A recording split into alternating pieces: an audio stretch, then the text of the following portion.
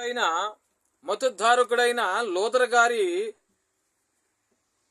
మతోద్ధారకుడైన లోదర్ గారిలో గొప్ప స్వభావం ఏదనగా మతోద్ధారకుడైన లోదర్ గారిలో గొప్ప స్వభావం ఏదనగా ముందు తన యొక్క హృదయమును దిద్దుబాటు చేసుకున్నాడు ఆయన. ఎవరండి? మార్టిన్ లూథర్ గారు ముందు తన హృదయమును దిద్దుబాటు చేసుకొని తరువాత సంఘమును సరిదిద్దెను అన్నారు దైవజనుడు. దేవుని స్తోత్రం కలుగును గాక. కాబట్టి ఇక్కడ హృదయమును దిద్దుబాటు చేసుకొని అట్లు చేసుకోవడము ముఖ్యమైన పని. మొదట తన హృదయమును దిద్దుకొని శుద్ధి చేసుకొని దీని పిల్లల తర్వాత సంఘమును కూడా దిద్దుబాటు చేయగలిగాను. ఎవరండి అయినా?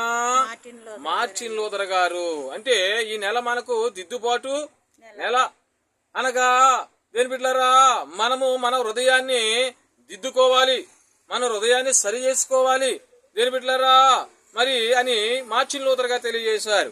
కాబట్టి అందుకే దైవజనులు అన్నారు ఇక్కడ 2 మాటలు అనగా, ఒకటి హృదయ శుద్ధి, 2 సంఘ దిద్దుబాటు అనగా సంఘ శుద్ధి. 1 హృదయ శుద్ధి, 2 సంఘ శుద్ధి. దీని పిల్లలు అనగా సంఘాన్ని శుద్ధి చేయాలి అని మార్టిన్ లూథర్ గారు దీని బిడ్డలారా చాలా పట్టుబట్టాడు. ఆయన సంఘములో ఉన్నాయి బైబిలులో లేవని, బైబిల్లో ఉన్నవి సంఘములో లేవని సరి చూసుకుని ఆయన చదివి బైబిలును దేని బిడ్డలారా ఆ సంఘాన్ని సరిదిద్దాలని ఆయన సంఘాన్ని సరిదిద్దాడండి. సంఘాన్ని సరిదిద్దాడా లేదా? ఆయన సంఘాన్ని సరిదిద్దాడండి. దేవుని స్తోత్రం కలుగును గాక. అందుకే ఏముండాలి? హృదయ శుద్ధి ఉండాలి, 2 సంఘ శుద్ధి ఉండాలి. హృదయ శుద్ధి ఎవరికి ఉండాలి? మార్టిన్ లూథర్ గారు అనగా దేని బిడ్డలారా బైబిలు బయటకు తీసిన దైవజనుడు మార్టిన్ లూథర్ గారు ఏమనుకున్నాడు? ఆయన ముందు నా హృదయాన్ని నేను శుద్ధి చేసుకోవాలి, తర్వాతే దేని బిడ్డలారా సంఘమును శుద్ధి చేయాలి అని ఆయన దేని బిడ్డలారా అనుకున్నాడు. అనుకుని దేని బిడ్డ సంఘాన్ని శుద్ధి చేయడానికి ప్రయత్నించినప్పుడు ఆయన మీదకి అనేకమైన శాతలు వచ్చాయి, అనేకమైన శత్రువులు వచ్చారు. దేని బిడ్డలారా ఆయన చంపజూశారు. దేని బిడ్డలారా ఆయన సువార్త ప్రకటించడం ఏంటి, మా సిద్ధాంతంలో లేవివేమిని ఆయన మీద తిరగబడ్డారు. దేని బిడ్డలారా తిరగబడ్డారు. ఆయన ఏమైనా చేయగలిగారా? దేవుడు యేసుక్రీస్తు ప్రభువారు ఆయనను ముందు పెట్టుకున్నారంట, వెనకాల యేసయ్య ఉన్నాడంట.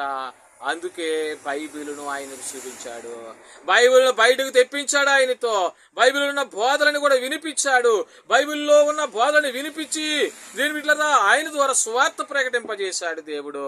దేవుని స్తోత్రం కలుగును గాక. కాబట్టి మనం ఎలాగున్నాము? మనము సరిదిద్దుకుంటున్నాం మన హృదయాన్ని. దీని బిడ్డలారా మన హృదయాన్ని సరిదిద్దుకుంటున్నామా? మనం జ్ఞాపకం చేసుకోవాలి. మార్టిన్ లూథర్ గారు లాగా జీవించాలి. మార్టిన్ లూథర్ గారు లేకపోతే ఈ రోజు నీ చేతిలో బైబిల్ ఉండేది కాదు, చదవడానికి బైబిల్ ఉండేది కాదు, రక్షణ లేదు, పరలోక రాజ్యం లేదు. ఎందుకని?